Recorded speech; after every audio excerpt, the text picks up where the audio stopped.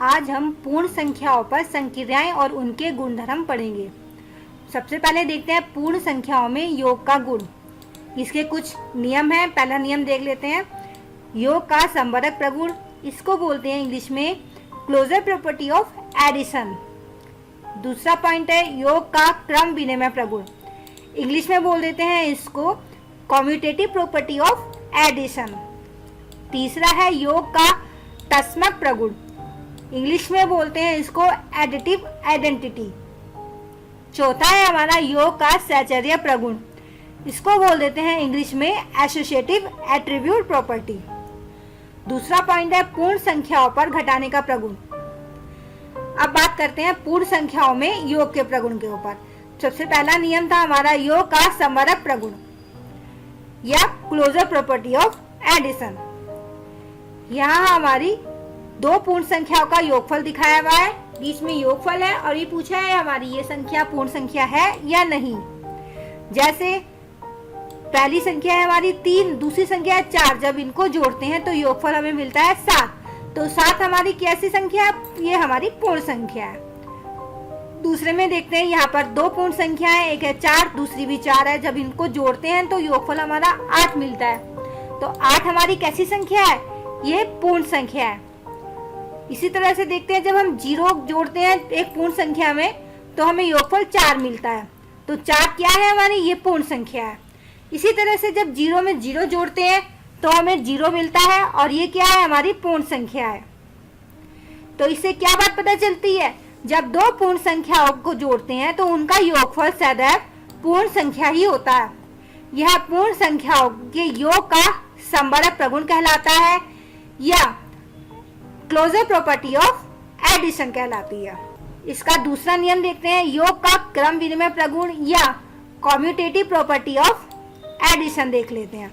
इसके पॉइंट्स देखते हैं। दो पूर्ण संख्याओं के योगफल पर संख्या के क्रम का कोई प्रभाव नहीं पड़ता है। दूसरा पॉइंट, पूर्ण संख्याओं का कोई ऐसा युग्म प्राप्त नहीं किया जा सकता है जिसमें संख्याओं के जोड़ने का क्रम बदलने पर योगफल भिन्न भिन्न प्राप्त हो। इन बातों को हम उदाहरण से समझते हैं। यहाँ उदाहरण दिया है, दो उदाहरण है। यहाँ दो हमारी पूर्ण संख्या है और इनको जोड़ा हुआ है। पहली संख्या है 5, दूसरी संख्या है 3, इनको जोड़ते हैं तो हमें 8 मिलता है।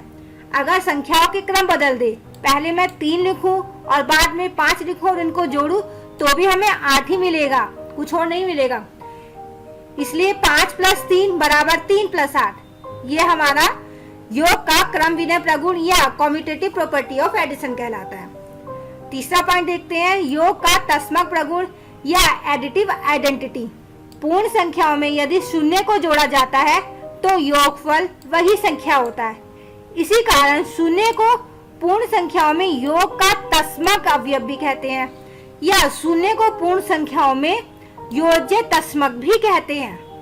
इसको दो चीज कहते हैं, एक तो कहते हैं योग का तस्मक अवयव कहते हैं या योज्य तस्मक भी कहते हैं। कभी कभी एग्जाम में योज्य तस्मक भी आ जाता है। इसको उदाहरण से देखते हैं। यहाँ हमारी पूर्ण संख्या है, इसमें 0 जोड़ा है तो हमें वही संख्या मिली है। 5 में हमने 0 जोड़ा तो 5 ही मिला। इसी तरह से 6 में 0 जोड़ा तो 6 ही मिला और 0 में 0 जोड़ेंगे तो हमें 0 ही मिलेगा। तो ये क्या कहलाता है? योग का तस्मक प्रगुण कहलाता है, यानी कि एडिटिव आइडेंटिटी ऑफ एडिशन कहलाती है।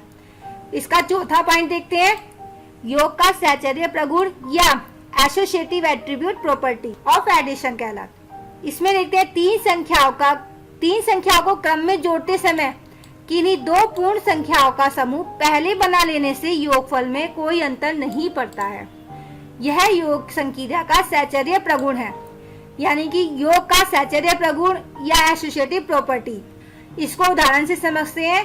यहाँ पर हमारी 3 पूर्ण संख्याएं हैं, एक है 2, दूसरी है 5, तीसरी है हमारी 4। इसमें मैंने पहले दो संख्याओं को समूह बनाया है, 2 + 5 किया है, इनको एक ब्रैकेट में लिख दिया।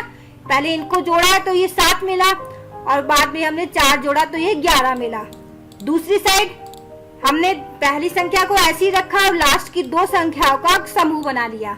तो 2 को एज इट इज रखा और जो लास्ट में संख्याओं का समूह बनाया था 5 + 4 उनको जोड़ा, यानी कि 9 मिला। जब 9 में 2 जोड़ते हैं तो 11, तो इससे हमें दोनों जगह 11-11 मिला, तो इससे पता चलता है संख्याओं को किसी भी समूह में जोड़े तो योगफल हमें वही मिलेगा। ये योग का सहचर्य प्रगुण है।